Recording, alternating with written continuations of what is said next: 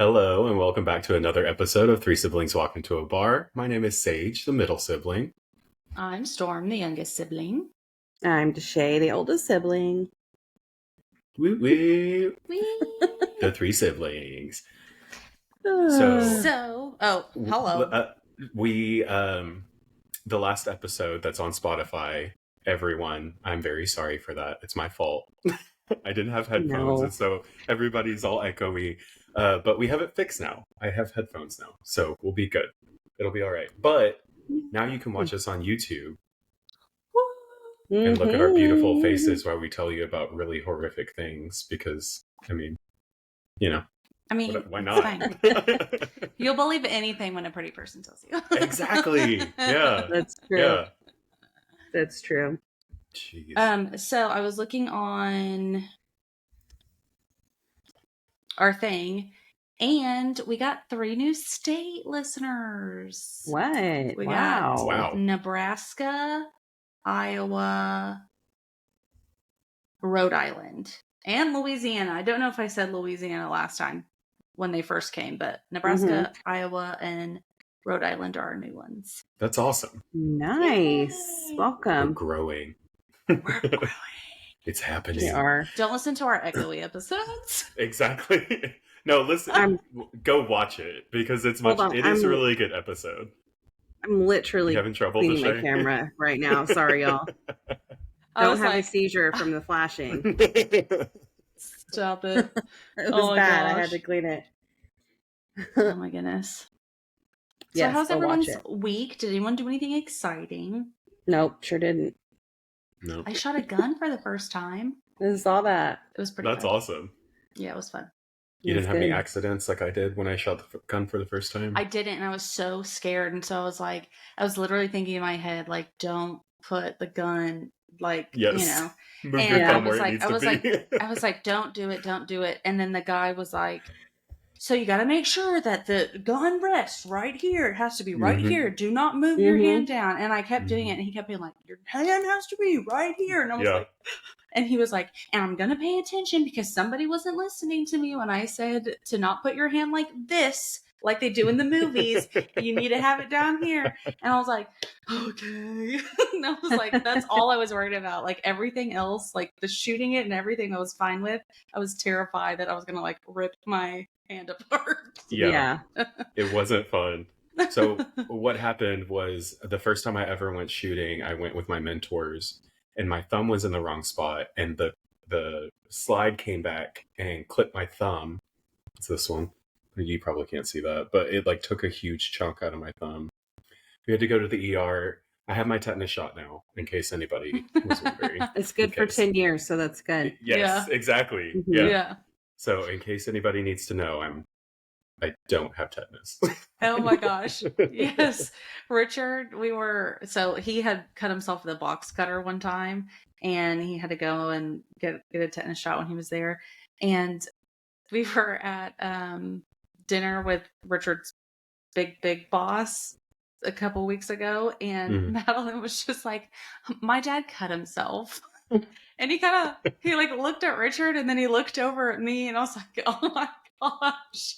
I was like, yes, Richard was cutting something off of his truck, and it slipped and then sliced his hand open. And so she finds it necessary to tell everybody that Daddy got a boo-boo. And he was like, oh, okay. Cut himself. I was like, oh my gosh. Should probably talk to my daddy. He needs help. Exactly. All right. So I'm going to try and keep my face on the screen this time. Because I know last time half my face was off the screen the whole time. But have you guys ever heard of Kenneth McDuff? Don't think so. No. I don't know why, but this story just sounds so familiar to me. Like I've heard it before, or like something. Like I know something about this and I can't figure out what it is. So maybe you guys know. Maybe. But this is a Texas one, which I thought was pretty cool. So Kenneth Allen McDuff was born at 201 Linden Street in Central Texas in a town called Rosebud. Do you guys know where that is? Mm-hmm. No. I don't know exactly where it is, but I do know that I know that city. I know a lot of these cities, but I don't know like exactly where they are. Did you say Central Texas? Or is that like okay? It sounds so like a lot East of Texas. these they're kind of around like the Waco type area, so I'm assuming that's where it is. Okay. But it's a relatively small town. He was the fifth of 6 kids of John Allen and Addie McDuff. Addie. That is such that's cute. That is really cute, and it's so country and so old school. His father ran a very successful concrete business during the Texas construction boom of the 1960s. McDuff was indulged by his family, particularly his mother, Addie. Addie was even nicknamed the Pistol Packin' Mama because she threatened a school bus driver with a gun after the school bus driver kicked McDuff's twin brother, Lonnie, off of the bus. Hey. Oh my gosh. Don't mess with the babies. That is a mama bear for sure. Yeah. Pistol Packin' Mama. I love it. I want to be called that from now on. Exactly. So at Rosebud High School, McDuff earned the reputation for being a bully, just in general across the board. He was very careful to pick on weaker individuals so he's like really big and he looks really big and scary, but he's not super strong. So he lost a fight that he picked with this popular boy named Tommy Sampson. So after that, he decided that I'm not going to go for these like big athletic dudes anymore. Like I always have to find someone weaker than me. So because he lost that fight, as a result, he quit school and ended up working for his father's business doing manual labor. So McDuff would often brag in later interviews that old ladies loved the way he mowed their lawns, making others jealous. So apparently he would help out the old ladies in the neighborhood and they were just all over him. Okay. Yeah, exactly. McDuff was convicted of a series of burglaries and put in prison. McDuff's criminal record began 2 years before his first murder conviction. In 1964, at age 18, McDuff was convicted of 12 counts of burglary and attempted burglary across 3 Texas counties: Bell, Milam, and Falls. He was sentenced to 12 4-year prison terms to be served concurrently. He made parole in December of 1965. So he was supposed to be put away for a very long time. That's a long time. And just made parole. Wow. So McDuff briefly returned to prison after becoming involved in a fight, but was soon released after that.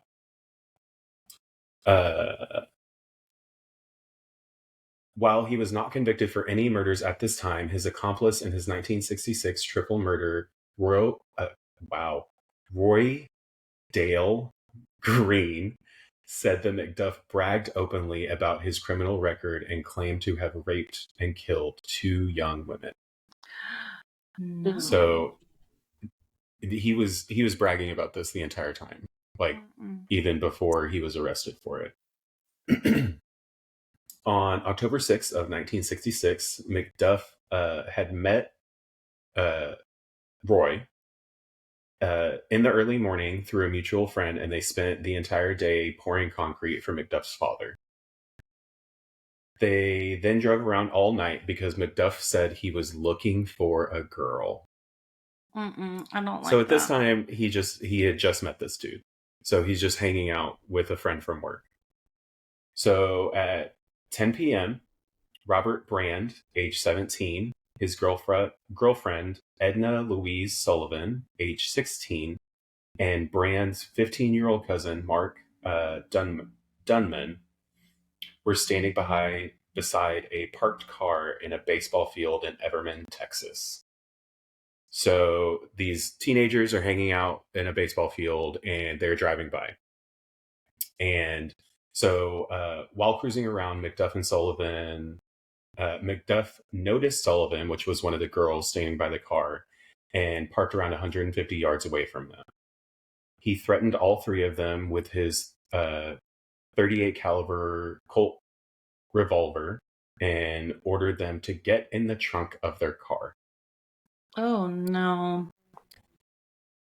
So with Green following in Macduff's car, Macduff drove the victim's Ford truck along the highway and then into a field. Macduff then ordered Sullivan, who was one of the girls that was standing next to the car, out of the trunk of the Ford and instructed Green to put her in the trunk of his car. At this point, according to Green's statement, Macduff said that he had to knock them off, proceeding to fire 6 shots into the trunk of the Ford. Oh my gosh. Despite the pleas coming from the trunk not to shoot them. Oh my God. No. Yeah. This is wild. So after that, Macduff instructed Green to wipe all of the fingerprints off of the Ford. After driving to another location, Macduff and Green was obviously like freaking out. He had just met this dude this morning and they just committed a lot of crimes together and he's continuing with it. So they drove to another location and he's obviously freaking out, but they did rape the girl, Sullivan. After she was raped repeatedly, Macduff asked Green for something, to hand him something that he could strangle her with. Oh my God. Green gave him a belt. However, in the end, Macduff opted to use a 3-foot-long broomstick from his car. Oh, no.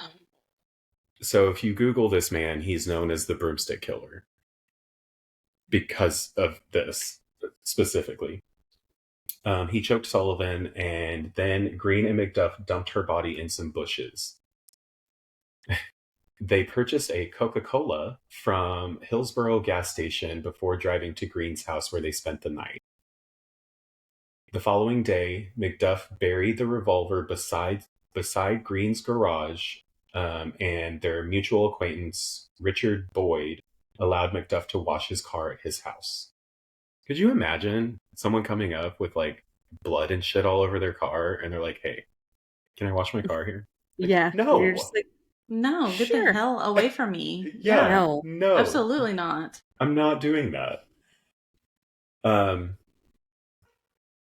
So the whole next day, the whole entire interaction was really eating at Green.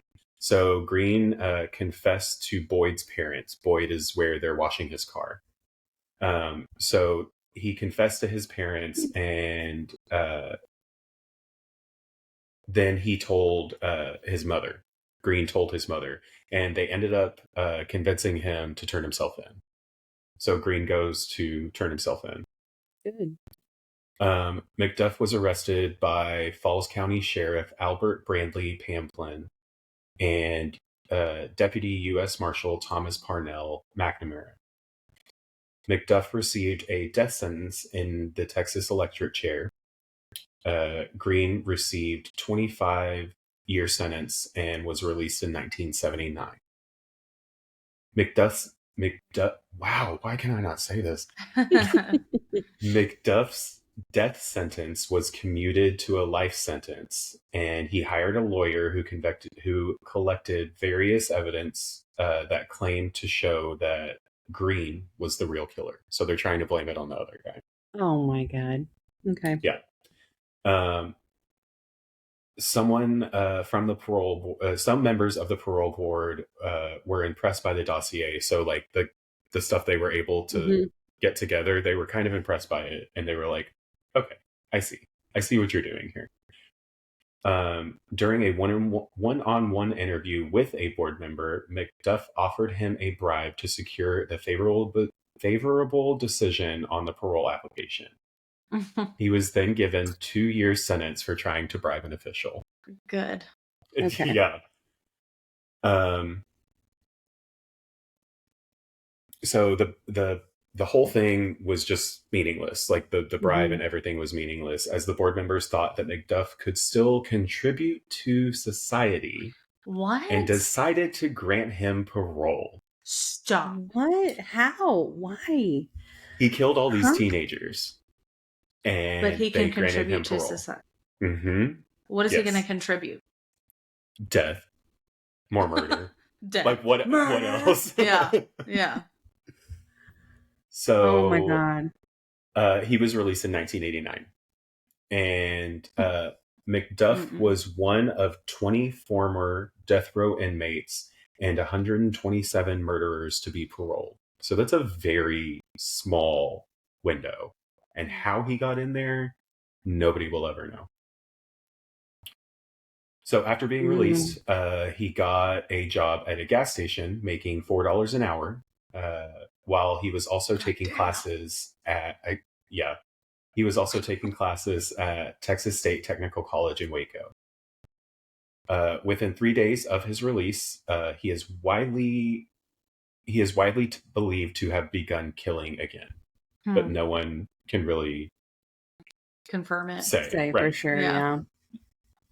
So, the But body also, wouldn't the gas station people know what he did? Like, it's got to be on his. I guess if you did do a background check, but like, it looks like it's like a franchise type situation where. So I don't really know if they do background checks or anything, but I thought that stuff was just like pretty blaring. Like you don't have to do a background check. It's just kind of just Google. It was all over the news. Yeah. Well, it was the 70s, right? Or the 80s. So the 80s. They didn't really have the Google. Right. So I understand it. Like you would have, you definitely would have had to read the newspaper. Yeah. Right. Yeah. So the body of 29-year-old Sarafia Parker was discovered on October 14th of 1989 in Temple, Texas. You guys know where Temple is. Oh, yeah. A town 48 miles south of Waco along I-35. McDuff was not charged with this crime. However, he soon returned to prison for a parole violation for making death threats to an African-American youth in Rosebud. Addie McDuff his mom paid $1,500 plus an additional $700 for expenses to 2 Huntsville attorneys in return for their evaluating her son's prospect of release. So nobody in this family really seems to care why he's in prison. They're just like, no, get him out. He needs to get out. Yeah. On December 18th of 1990, McDuff was again released from prison. Stop. So he was only in there for like a year, maybe. Wow. For his parole violation from murder. But parole, I was about to say for murder. Yes. Model prisoner or something. Yes. I guess. I don't know. Or how old was he? Maybe he was just young and they felt bad for him or something. So he was relatively young. I don't know exactly how old he was, but I think he was in his mid-20s, later 20s. Yeah. So during this time at least. So on the night of October 10th, 1991, he picked up a prostitute named Brenda Thompson in Waco. He tied her up, but then stopped his truck about 50 feet from a police checkpoint. So normally for police checkpoints, people just stop and go through the checkpoint. But he has a prostitute in his car who's tied up. So when a policeman walked towards McDuff's vehicle, Thompson repeatedly kicked the windshield of the truck, cracking it several times. So he's in the car. There's a cop walking towards him. This lady who he just kidnapped is breaking out his windshield. So he just goes. He just starts driving. He took off very quickly and he drove towards the officers. According to a statement filed by the officers later, 3 of them had to jump out of the way, avoiding to be hit by the truck. The policeman gave chase, but McDuff eluded them by turning off his lights and traveling the wrong way down one-way streets. Oh my gosh. That is so dumb. Yeah. You're gonna die. Right. Literally. Yeah. So ultimately, he parked his truck in a wooded area near US Route 84 and tortured Thompson to death. Her body was not discovered until 1998, which is 8 years after she was murdered. So 5 days later, on October 15th of 1991, McDuff and a 17-year-old prostitute named, I'm going to say Regina Moore, were witnessed having an argument at a Waco motel. Shortly after, the pair drove in McDuff's pickup truck to a remote area beside State Highway 6 near Waco. So he's pretty much like always in Waco at this point. Yeah. McDuff tied her arms and legs with her stockings before killing her. She had been missing from home for 7 years by the time her body was discovered in September 29th of 1998. What? So another That's 8 years insane. before her body was discovered. Oh no. Which is like, I get that someone wasn't like specifically looking for them, but like, aren't there people out there? Like, you're gonna run into something eventually, right? I don't know. It just seems, I don't know. You can't hide anything that well. They smelled something and they were like, nope, walk the other way. Exactly. Exactly. Yeah. McDuff is also believed to have murdered Cynthia Renee Gonzalez, 23 years old, who was found dead in a creek bed near County Road 313 in a heavily wooded terrain 1 mile off of I-35 on September 21st of 1991, 6 days after she was reported missing from Arlington. So there's more names. Where was that one? Where did they find her? It was off of County Road 313, so it's over by Waco. Yeah.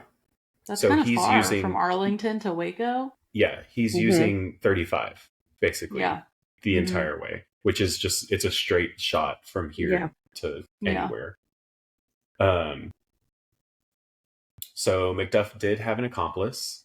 His accomplice name was Alva Hank Worley, and they murdered Colleen Reed, a Louisiana native, on December 29th of 1991. McDuff and Worley drove to an Austin car wash and kidnapped Reed in plain sight with eyewitnesses. What? They just don't even care at that point. Like, right. Yeah, it's like such an infatuation that he doesn't care how it happens. It's just happening. It's like an addiction, kind of. Mm-hmm. Yeah, exactly.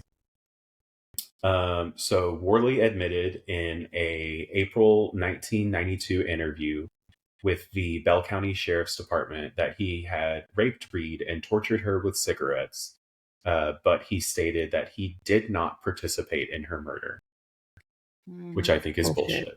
Yeah. Bullshit.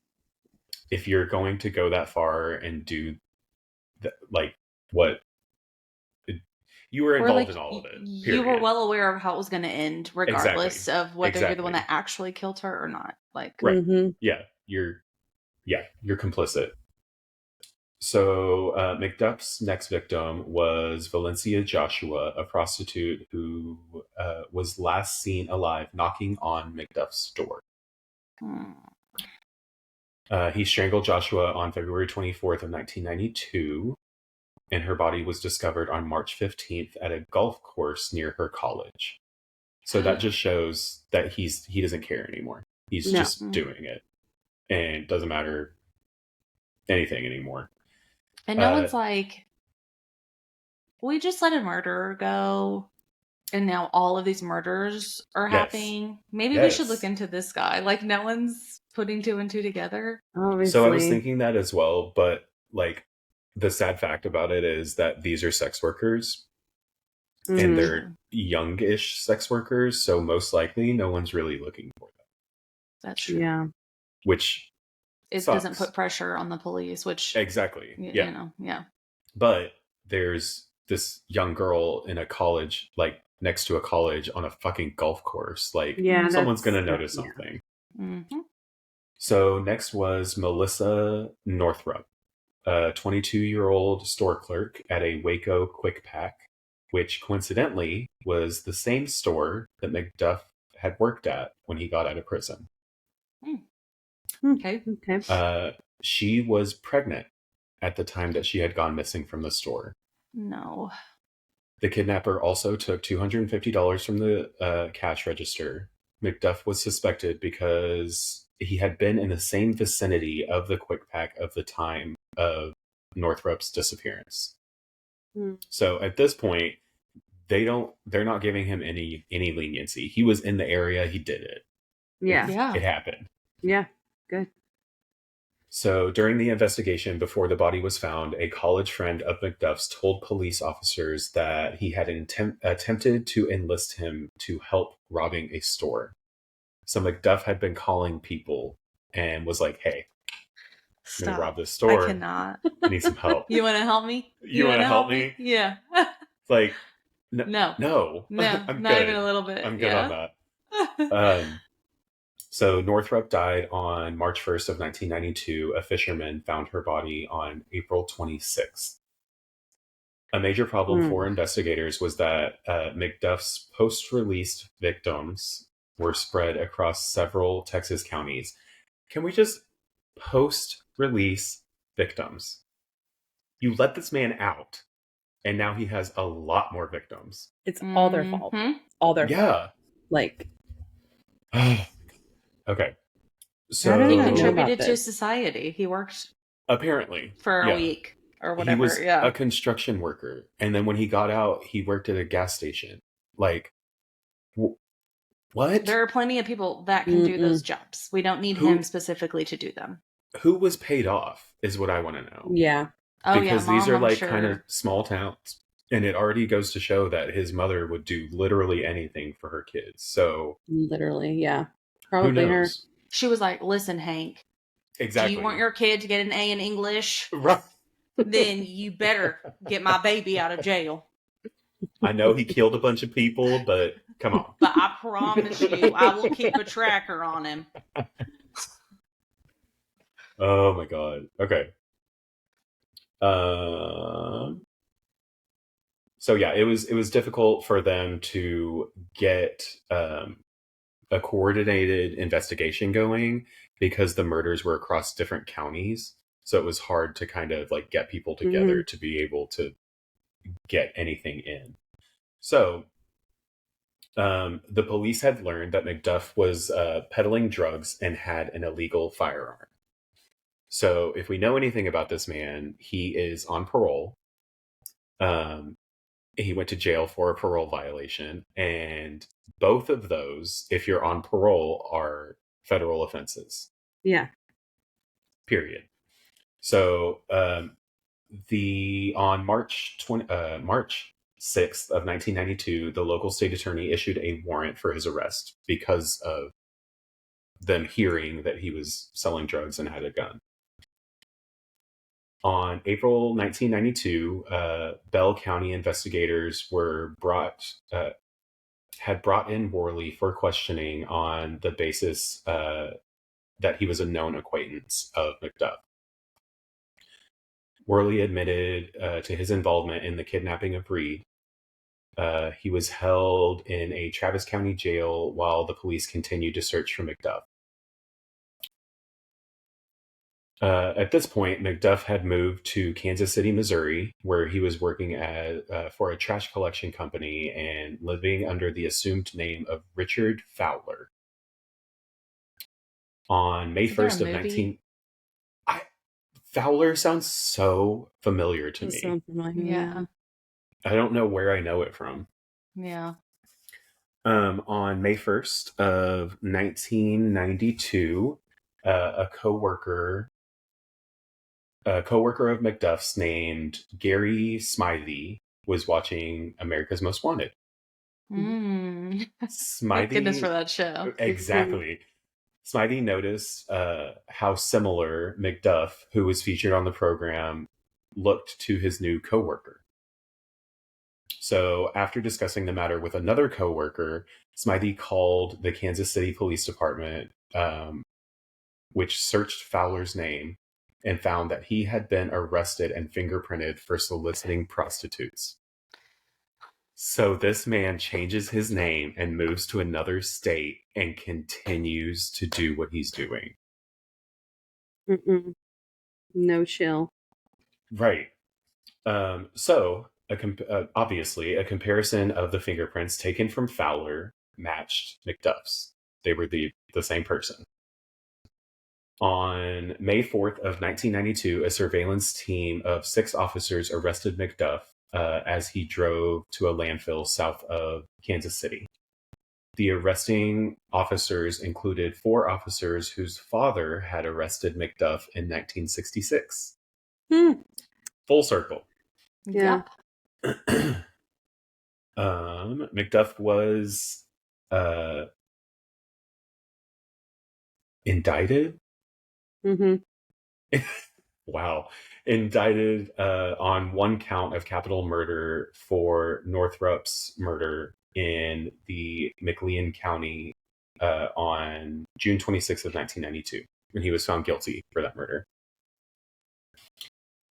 So in Texas, juries determine whether or not an individual who's being convicted of capital murder, whether they get life or whether they get death. So a journalist, Gary Cartwright, expressed the hope that he would be executed, saying, "If there is any good argument for the death penalty, it is Kenneth McDuff." Yeah. But, I mean, he's not wrong. On February 18th of 1993, the jury, in a special punishment hearing, opted to sentence him to death. Following a number of delays while appeals were heard, the Western District Court denied habeas corpus relief and rescheduled the execution for November 17th of 1998. So far. Yeah. He was denied authorization for another, and he gave up Reed's burial location a few weeks before his execution. So that's how she was going to start a new trial? Yeah. Right. Yeah. That's how she was found in 1998. So no one even actually found her. He had to tell them. He told him. McDuff is buried in the Captain Joe Bird Cemetery, also known as, I hate this word, Peckerwood Hill in Huntsville, Texas. Texas. Yeah, so don't Google that word. It's a prison term. It's very unsavory, and you shouldn't say it, period, to anybody. I fucking hate that word. It drives me crazy.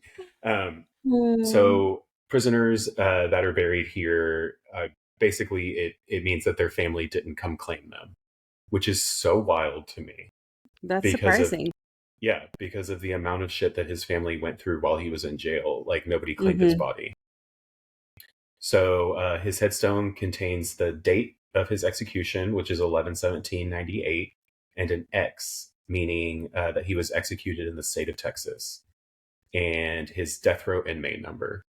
And that's the only thing that's on his headstone, and that is how he is remembered. So that's Kenneth McDuff. That's a horrible person. I'm shocked I haven't heard of him before. I've never heard of him. Yeah. I mean, and it's not too terribly far from us either. No, not at all. Yeah. So that's the whole thing.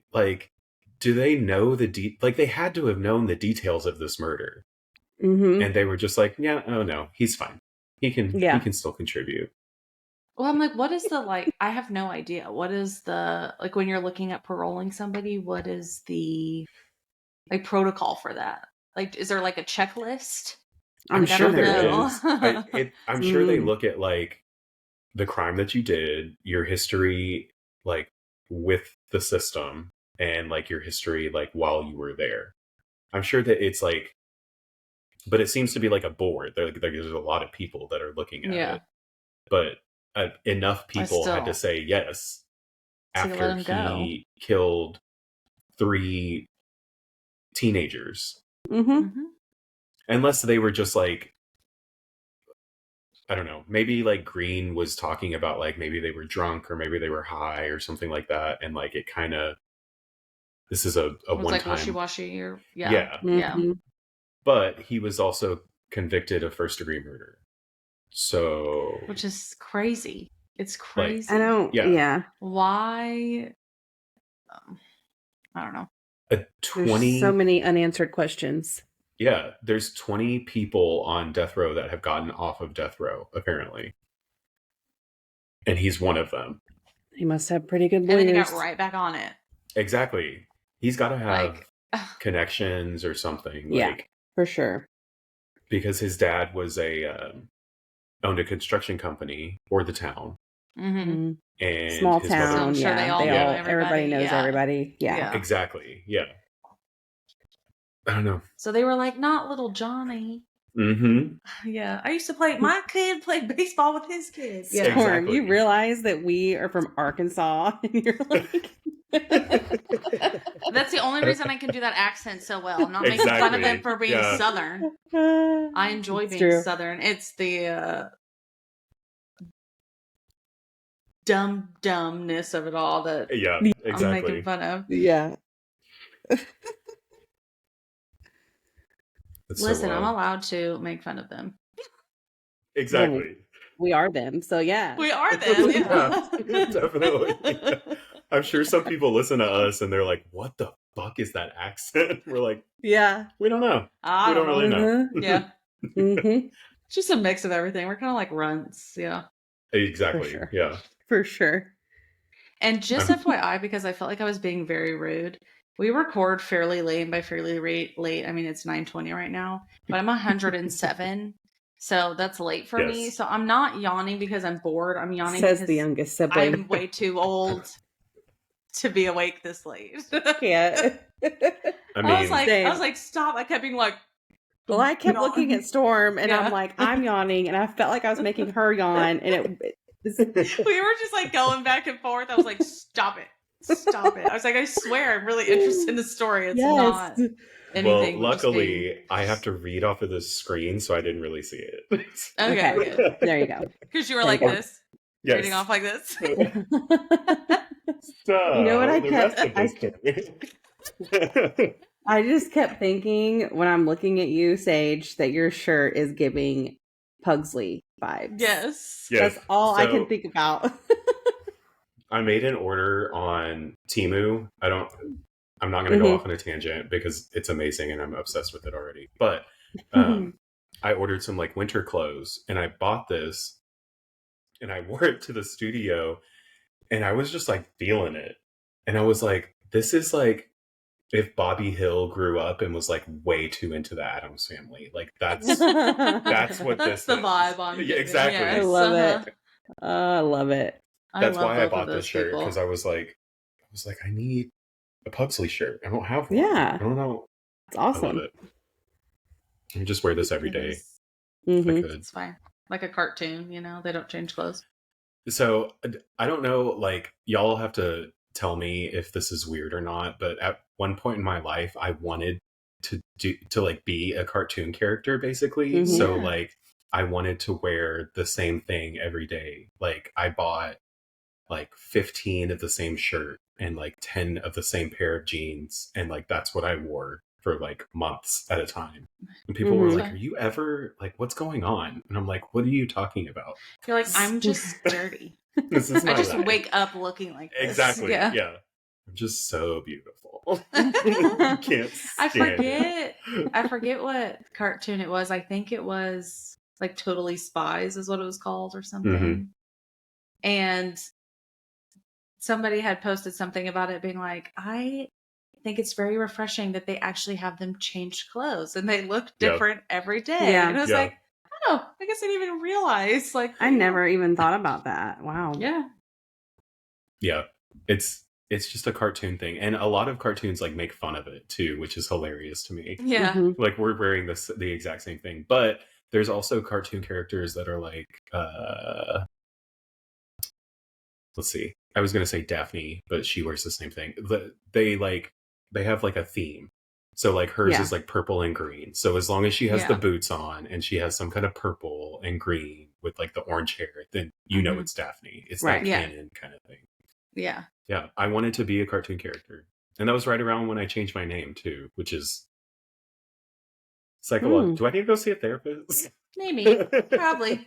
Probably. We all do. It's okay. Yeah. It's because Yeah. of the trauma. Exactly. Yeah. Oh, jeez. Yeah. Stop I it. had one of my clients, she was sitting very, very well. She didn't make a noise, and we were tattooing like the inside of her arm, like her wrist. And that's normally a pretty spicy area for some Yeah, I people. don't like that. Mhm. Yeah. And she was just sitting there, and I was like, dude, you're great. You're just sitting there. And she was like, thanks. It's the trauma. And I was like, girl, don't. We're not Stop playing it. this game right Stop now. it. Oh my It's God. the trauma. They're like, my whole body is completely numb. Exactly. Yeah. That's too funny. Because you get some of those clients that are like, oh, like I like the pain and stuff like that. And I'm like, okay, if you say so. But then there are some clients that are legitimately just like real fucked up in the head. They're just like, And they really do like it. exactly. Yeah. Just chilling. Yeah. I always tell them, I'm like, I'm such a big baby when I get tattooed. I hate getting tattooed. Mm. I hate I don't it. like it. I did almost fall asleep with, I think, my roses. I don't know why, how or why. It just depends on how long it takes. And like if I'm in a comfy position, because I usually will close my eyes like, it's okay. Mm-hmm. And then I'm like, Mhm. and then I get afraid that I'm going to fall asleep. And then I'm going to like, Jerk. like, oh, Yes. Yes. Yes. So then I like open my eyes. I'm like, wake up. Yeah. I always make fun of clients because I always say they can't chair. So basically they can't, like, for some reason, when you tell a client to get on your table, they do the weirdest fucking things. Yeah, that's me. They like for sure. legitimately like climb up on it all fours, or like they try and like swing their leg over it. And I always make fun of them. And I was getting tattooed by my mentor one day, and he was like, okay, go ahead and sit down. And I look at the chair, and I legitimately forgot how to sit down. And I was like, and my other mentor was like, did you forget a chair? And I just like jump. Did that work? Yeah, I'm here. Let's be real. Yeah. Those chairs are awkward, though. They are. They are. They're They like really are. made weird. Yeah. Yeah. And ours are a little bit older, so they're kind of like tilted a little Yeah. bit. So you just have to get them in the right position. So you're And- slowly just like, Yeah. Please don't flip over. Yeah. We've only had that happen once, and we Uh. absolutely saved the video and then sent it to the guy afterward. Oh my my gosh. God. That's funny. It was awesome. He's probably so embarrassed. He's like, Yeah. oh my God. Oh yeah, he tried to continue the session, and then they were like, Did he pass out? "No." He was a bigger dude, and our chairs are very like they're centered in the middle. So if Mhm. you lay on the back and you lean back at all, it's very possible it could tip. So which is why we support it. But the support apparently was not in the right spot, and so he just like the whole chair like flipped Oh. out. Oh my gosh. And the station where he had all of his ink and shit set up was just like flew all over the place. Oh, no. And he was trying to No. continue the session, and my mentor was like, "No, I'm not. No, just no. We're not fucking doing this." No. I can only imagine what I would do if someone fell out of my chair.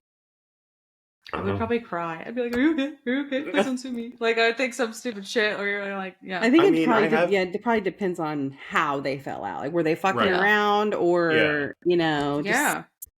yeah. Because I have had a couple people pass out on me. But it was Mm. surprisingly That would like scare me.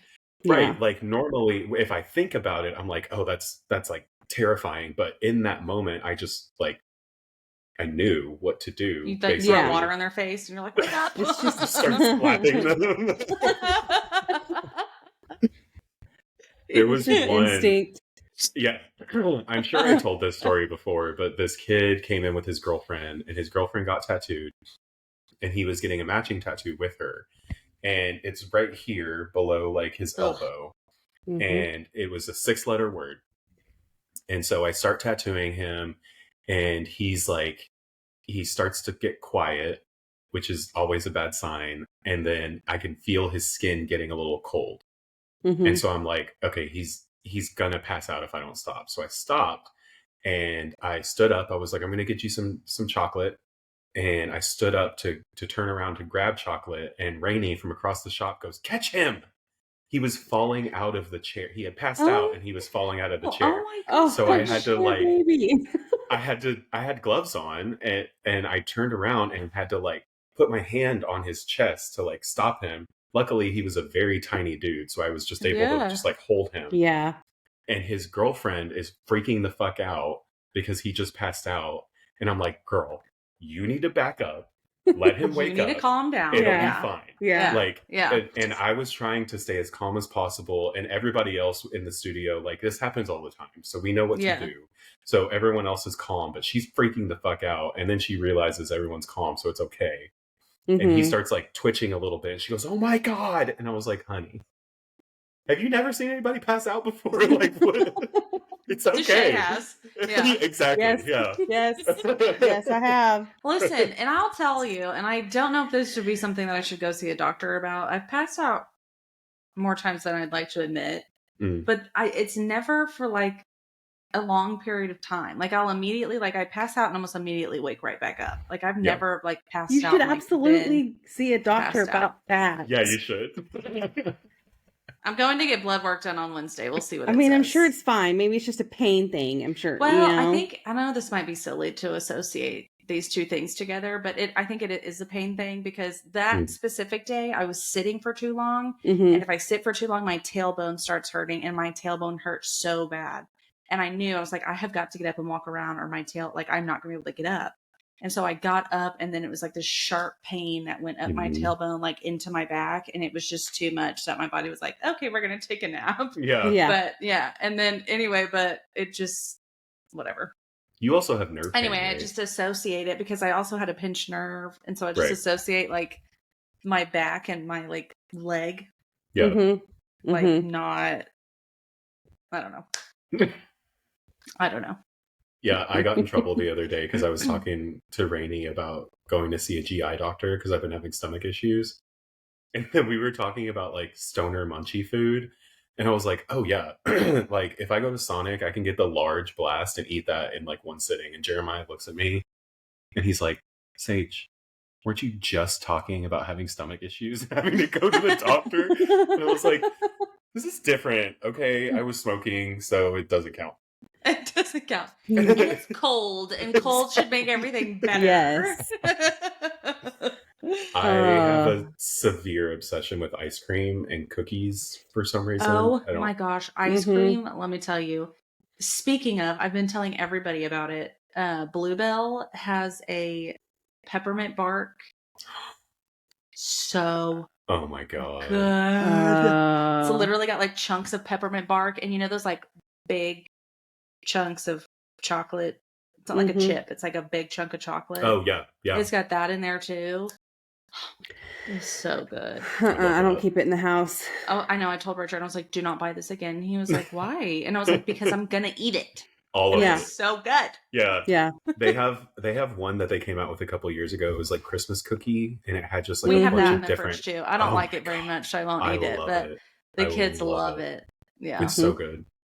Our we have an artist. He's from Cuba, and he just moved here like maybe 6 months ago. And his wife just got here, and so he's showing her all the things that he's been learning about like America and stuff. Yeah. He took her to Target this morning. Oh, and she And loved it. She he didn't want was- to leave. He was so mad when he walked into the studio. He was like, I had to take her to Target, and she spent so much money. She like kept grabbing things and was like, we need this. We need this. And he was like, do you even know what that is? She goes, no, but we need this. Yes, she felt But- she got the Target bug. Yes. Yeah. But he was Magic. talking, he was like, do you know Oreos, right? And I was like, well, yeah. And he was like, okay, they have an ice cream that has Oreos in it. Oh, And I was like, Aw. yeah, dude, it's cookies. And he was so excited. oh, Cookies and cream. I love it. It's so funny to me, like the little things that like really excite him. Like Starbucks. When we took him to Starbucks for the first time, it was like life-changing for him. It was so cool. It was so cool. It was awesome. I have a list of coffee shops if he's interested. Oh yeah. I told him Dutch Bros. Dutch Bros for sure. Yeah, I Dutch Bros is so good. And they all have their holiday drinks out now. Have you tried praline? Ooh, that sounds so good. Have you tried the new place? Sugar cookie ones are good. There's a new place over by where we used to live, Deshay.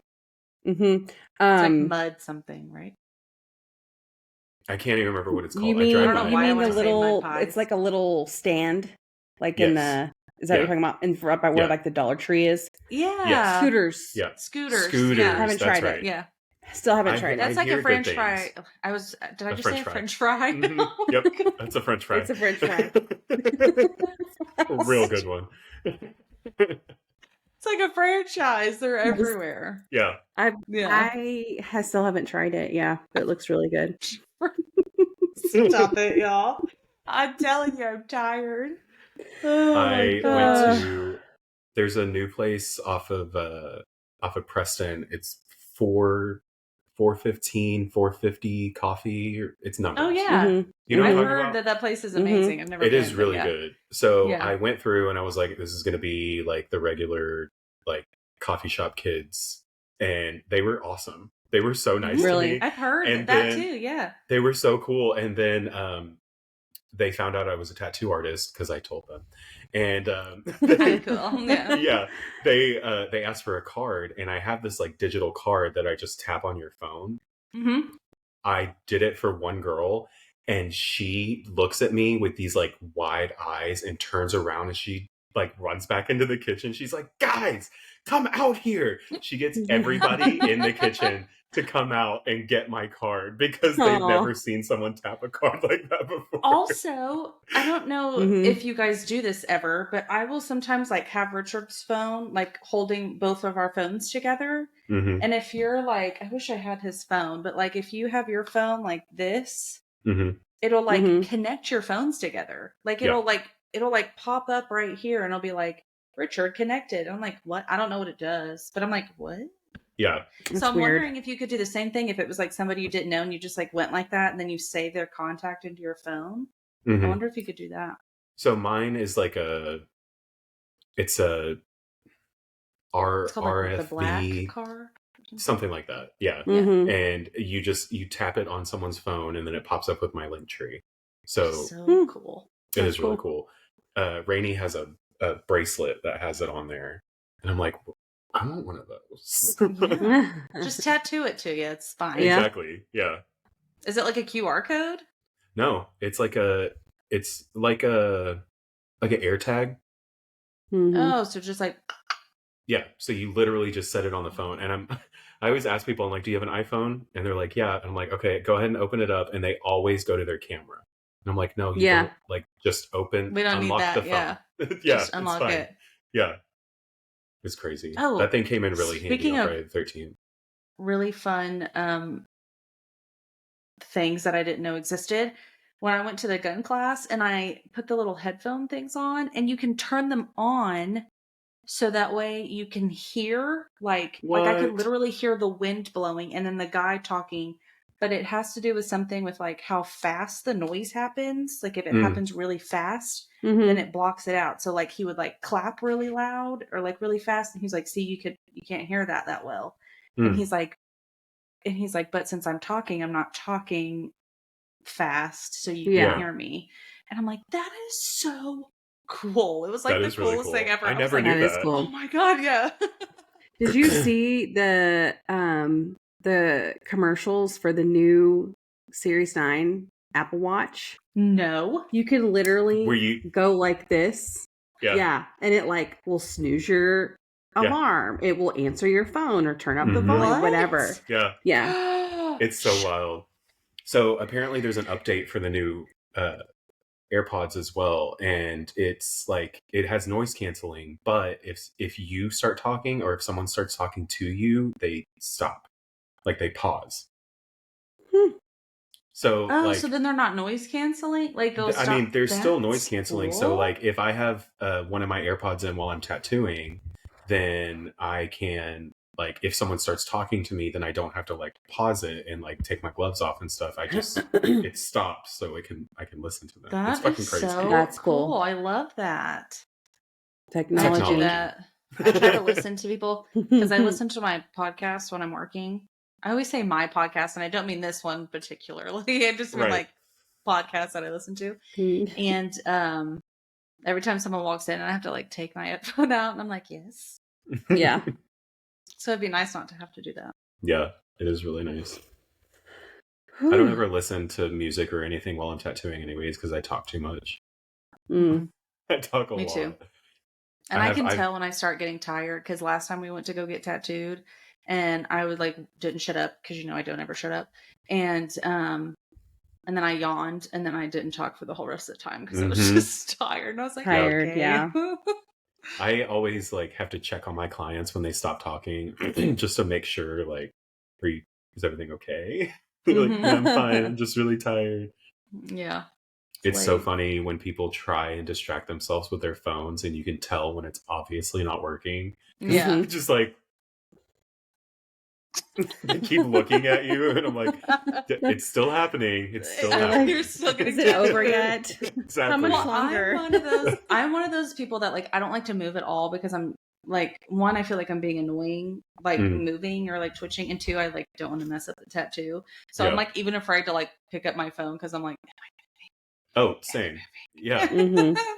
I had one girl and it was amazing because we were talking the whole time and we were like getting into it, all the tea about her entire family. I know way too much about this girl.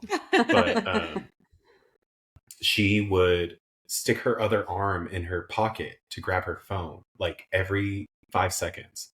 And I was like, honey, I'm doing lettering on your arm. All of these lines have to be straight, like very straight. I need you to stop moving. She's like, oh yeah, I'm sorry. I can totally do that.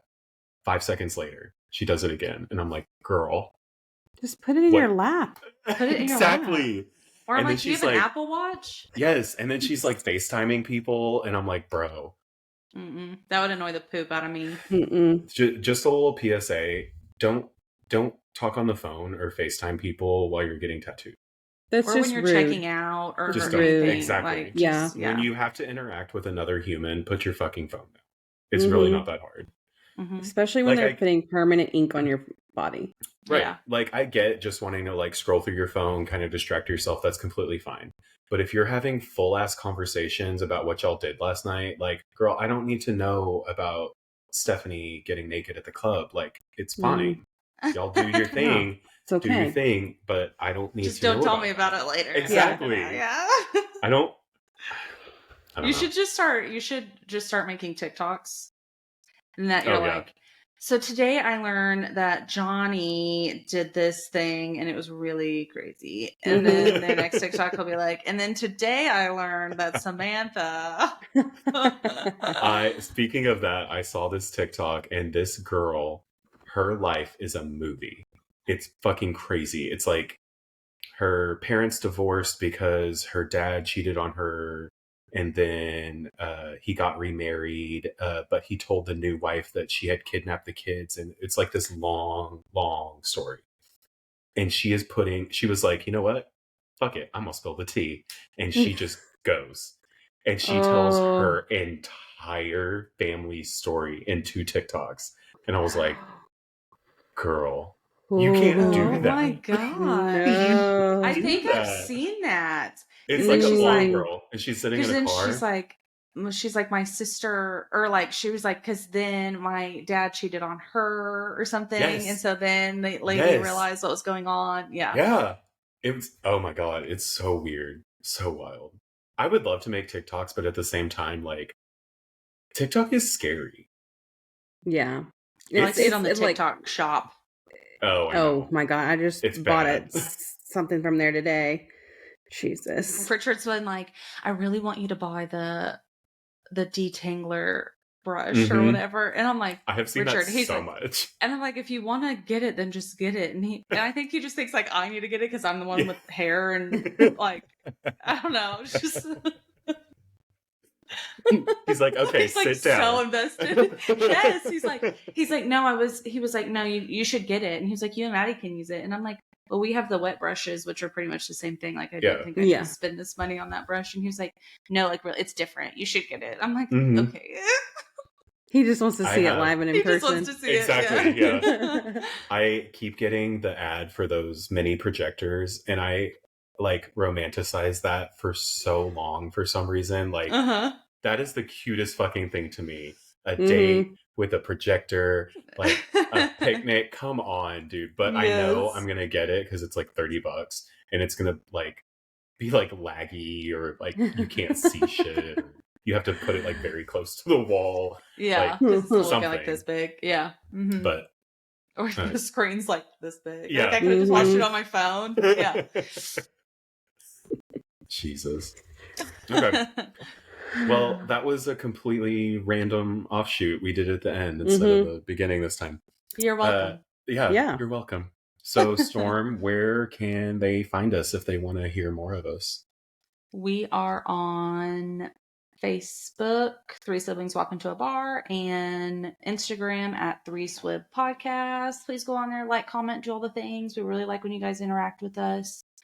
Also, please rate and review. It's really, really helpful for us, especially on Apple. They're a little picky about sharing our stuff if we don't have reviews. And And now you can find us on YouTube. Oh, and the tubes. Go subscribe, like, share. Yes. Do all the annoying YouTube things. Press the bell. Yeah, exactly. So we don't get lost on the internet. Oh my god. Are we gonna turn it? We're gonna turn into those people. Probably. We absolutely It's fine. are. All right. Well, that's what happens when three siblings walk into a bar.